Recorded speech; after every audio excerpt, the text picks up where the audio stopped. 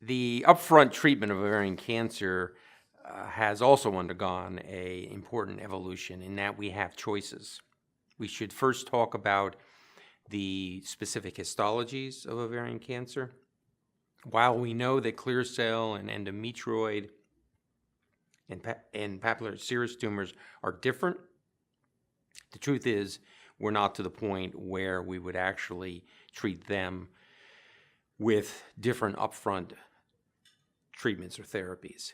The one exception, I think, is potentially mucinous tumors, which are rare, and most of us think they probably behave like GI cancers.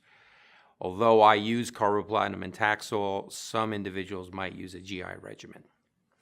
Now, for the tumors that I related to before, pap serous, endometrioid, and clear cell, the standard upfront therapy would be carboplatin and Taxol on a Q3 weekly basis. This is the historic traditional therapy. I'm an old guy. I like old therapies. That's what I use. There was a JGOG study, a Japanese GOG study that used dose dense that suggested not only was it effective, but it provided a survival advantage to patients. The ICON 8 trial, which was a very well-designed trial, tested that regimen compared to Q3 weekly and found no difference. So I do think that dose-dense Taxol, that's 80 milligrams per meter squared weekly of the Taxol, is an acceptable regimen. There's no real evidence in my mind that it's superior than Q3 weekly. And then one cannot get through this discussion without at least mentioning intraperitoneal therapy. Intraperitoneal therapy is when the chemo is put directly into the peritoneal cavity. It has undergone also an evolution with recent studies showing no survival advantage over IV, but there are still physicians, mostly gynecologic oncologists, who utilize IP therapy for this patient population. And then let me finish up by saying what the new discoveries have been, and that would be the addition of bevacizumab to this regimen. The testing of bevacizumab in combination with chemotherapy and in maintenance for upfront therapy of ovarian cancer patients was tested in GOG 218 and ICON 7 literally 10 years ago. The use of it was approved in Europe for upfront therapies, but only in the last 6 months has it been approved in the United States. But we now do have approval, and bevacizumab is perfectly reasonable. I'm using it in the majority of my patients. The drug is given on a 3-week basis concurrently, and then according to the GOG 218, data is given for 15 months or 22 cycles. After patients are diagnosed and undergo treatment, and that treatment is typically carboplatin and paclitaxel, that is standard of care across the world.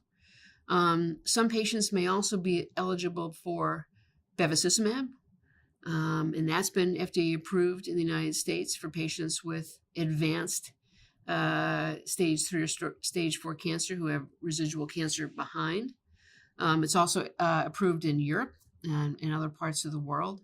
And now olaparib has been approved for patients who have advanced disease and have an underlying BRCA mutation, either somatic mutation or a germline mutation. So once patients complete their 6 cycles of carboplatin and paclitaxel, some women could go on to continue maintenance therapy. So if they started bevacizumab as part of their upfront regimen, that bevacizumab continues up for 22 cycles. Additionally, if patients are found to have a deleterious BRCA mutation, either germline or somatic, they're eligible to receive olaparib because of the very impressive SOLO-1 results. And once patients finish their chemotherapy, regardless if they're on maintenance therapy or not on maintenance therapy, we typically follow folks every 3 months for the first 2 years. And that visit may include a physical exam, CA 125. Most of us do not do routine imaging, so do not do routine CTs or PETs. but really follow patients' CA-125 values, especially if those CA-125 values were elevated at initial diagnosis. The times where I've done more routine radiographic imaging is if patients do not have an elevated CA-125 to start with, so you can't really use that as a reliable measure. So we follow women for the first 2 years after they've completed chemotherapy with the CA-125 to detect any changes, or in other words, elevations of that number.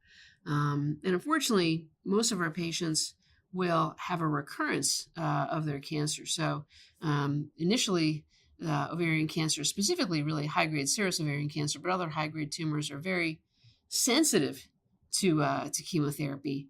But then typically within about a year to a year and a half, will begin to have a rise in their CA-125, indicating that there's cancer that's starting to grow again. For newly diagnosed patients, again, there's a lot to discuss during those early visits. It's important to understand the pathology. So we've talked about the importance of high-grade serous ovarian cancer. We've talked about maintenance strategies, specifically bevacizumab maintenance strategy, olaparib maintenance strategy post-chemotherapy.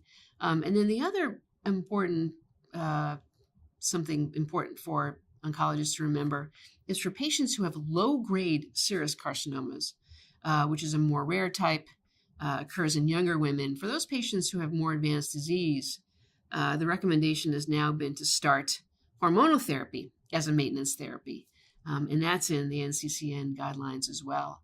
But certainly for all of our patients, regardless if they're stage 1 all the way through stage 4, I will have a discussion about risk of recurrence.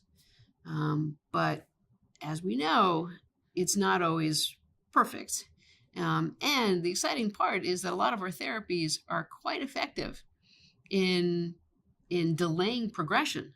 So maintenance therapies like aromatase inhibitors for low-grade serous carcinoma, bevacizumab for appropriate patients can delay recurrence by about 6 months.